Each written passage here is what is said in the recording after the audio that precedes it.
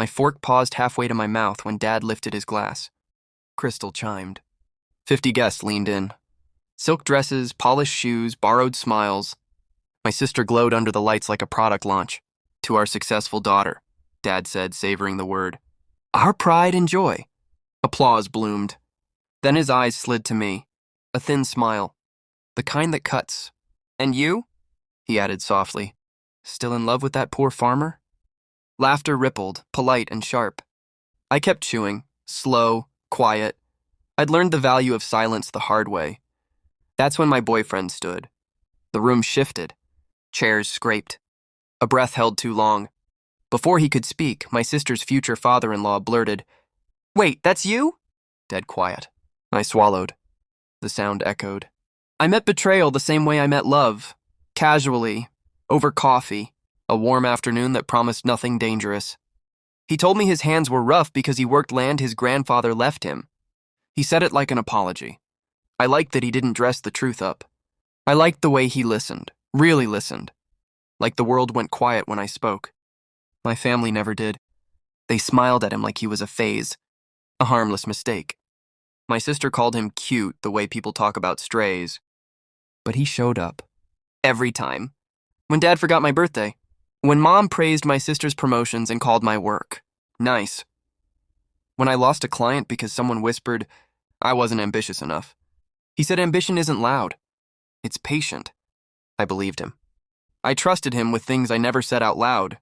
With my plans, with my money, with my name on papers that felt safe because love was supposed to be safe. That was my mistake. The signs didn't scream. They never do. Late nights that didn't add up. Calls taken outside. A new password. A change in tone when my sister's name came up. He said he was helping her fiancé with land assessments. Said it like it was nothing. I watched, I waited. The proof arrived without drama. An email forwarded by accident. A document trail that didn't know how to lie. My signature on contracts I never signed. My savings rerouted through shell accounts that ended at a development firm. My sister's future father-in-law owned that firm. I felt the shock.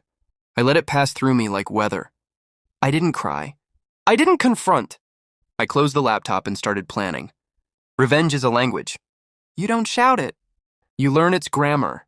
I hired a lawyer who didn't blink. A forensic accountant who smiled when the numbers lined up. I pulled every file, every timestamp, every quiet theft dressed up as partnership. I kept loving him in public. Kept smiling at family dinners. Let Dad keep smirking.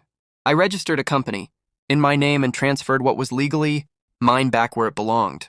I notified regulators about irregularities without attaching my face.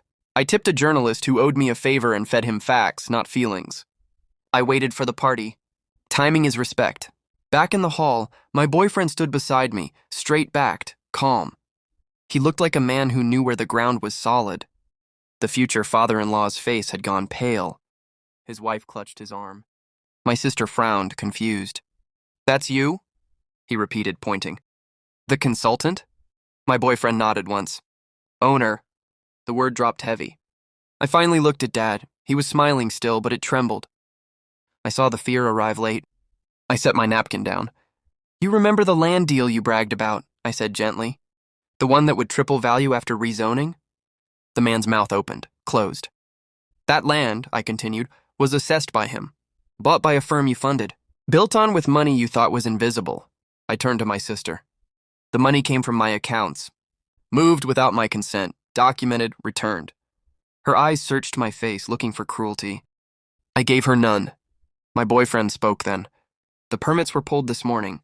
Funding frozen. Investigations opened. The room breathed out, a collective understanding clicking into place. Dad's glass slipped from his fingers and shattered. I stood. I kept eating, I said, almost smiling, because I knew what was coming. The future father-in-law sank into his chair. My sister's ring looked heavier on her hand. Dad tried to speak. I raised a finger. Save it. Later, outside under cool air and softer lights, my phone buzzed. A message confirming the final transfer. Clean, legal, done. My boyfriend squeezed my hand. You okay? I nodded. I was better than okay.